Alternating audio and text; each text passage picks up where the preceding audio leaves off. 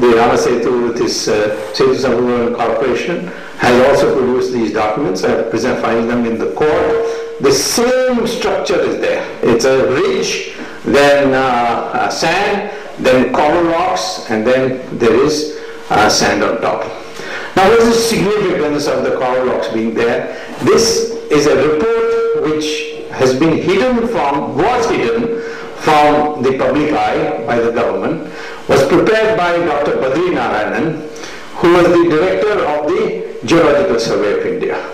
He had gone with his team into water and had investigated the Rama Setu, and he found it was a bridge. On it was sand, then there were rocks, then there were... Now, I have given a map in my book of this from the Setu Samudram Corporation project, which describes the various layers that constitute the Rama Setu.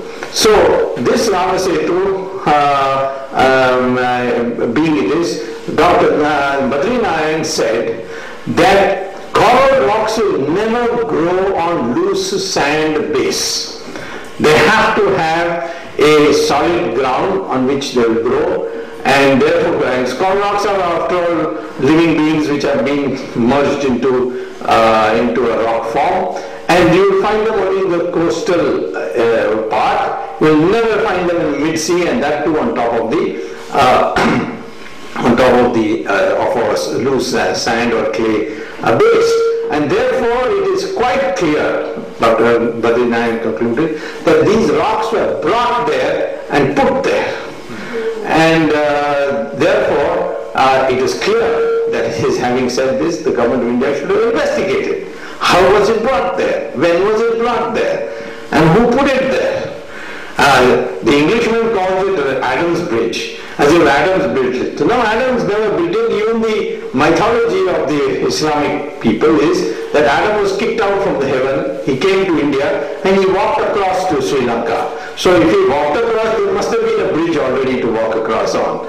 Therefore it cannot be Adam's Bridge. This Englishman deliberate habit of renaming everything in his own way to deprive the Hindu of his legacy, named it Adam's Bridge. But now, thanks to this controversy, slowly Adam's Bridge name has been forgotten. So this, that this is man-made has been established by the Geological Survey of India's report, which I have filed in the Supreme Court. And as so far they have not been able to rebut it. Of course, the government has still not got a chance to reply to all my arguments. The order we got was ex parte in a sense, and I'll come to that in a minute.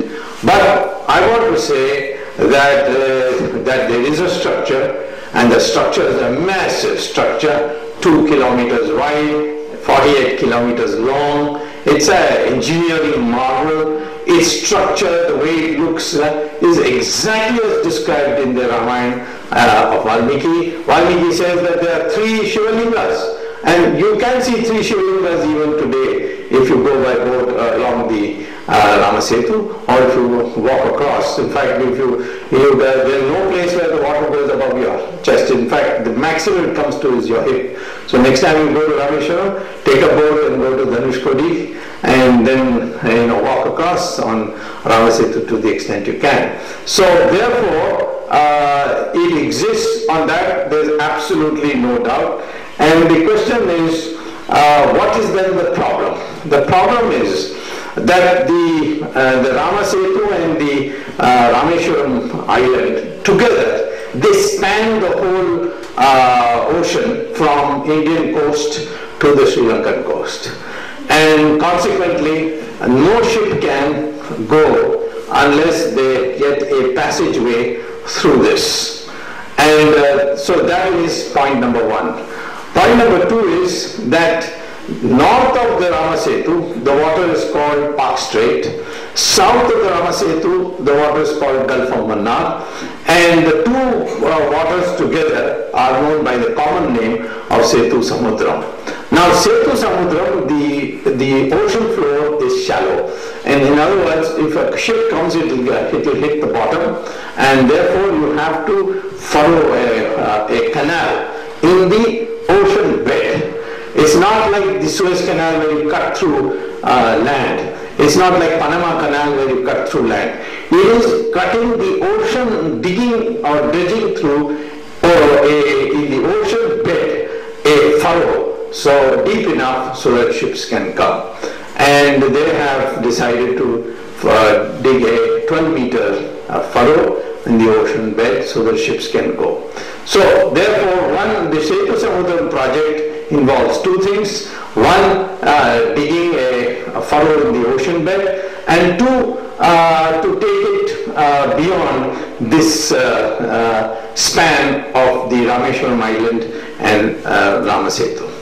From 1860, this investigation was going on. Committees after committees were set up. A total of 15 committees were set up, and each of them gave a recommendation. After independence, 6 committees were set up. The first committee was set up in 1955, headed by Dr. Ramasamy Mudaliar. And then the last committee was set up in 1998 under the special group of Dr. Gopalan.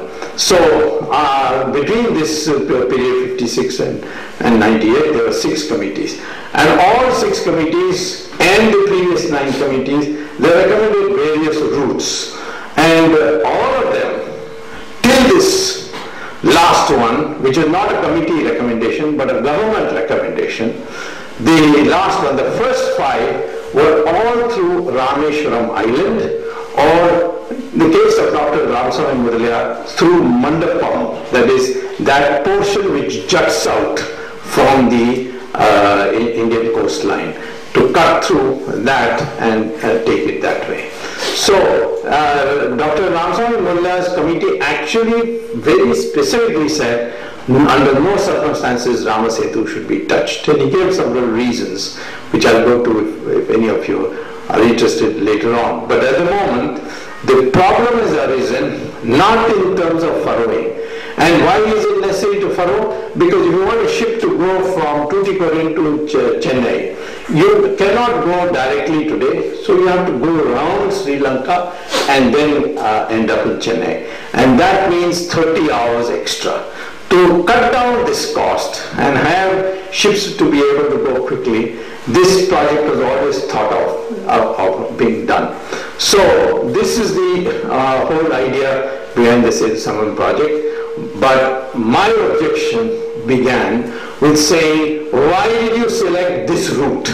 This route was selected ever since the DMK joined the central government. And they began insisting, no, it should go by this route. All the other previous 5 routes, we reject. We want this route. No committee recommendation, no commission recommendation, no expert body recommendation. It was a decision of the DMK and the government of which they were a member. And so they insisted that this route should be through by breaking the Rama Setu. And that's where the problem arose, because actually the credit belongs to the Vishnu Parishad and the RSS. They were the first ones. Rama Gopalan or Hindu Munani in fact collected 35 lakh signatures, all verifiable signatures, name, address, telephone number and signature, and gave it to the president saying, no, this cannot be done. And the Vishnu Parishad held rallies around the country and so on. But they were not caring. And in the court, many religious leaders and many others went and filed cases, and the court dismissed all of them, saying, nah, we won't look at it. So at one stage, the RSS chief, Mr. Sudarshan, called me up, and he said, and Swami Dayanand Saraswati, and said, now it looks like Rama Setu is going to be broken. They have decided to do it on such and such day. So I checked up, and my people in government told me so. So I went to court and asked for a stay, and I got a stay. So people asked me, how did you do it when others couldn't do it? Because my argument was not based on religion. I based my argument on 3 specific rational or secular arguments. Number 1, I said the choice of route number 6 is arbitrary. It has no scientific basis. Why did they select route number 6 when the same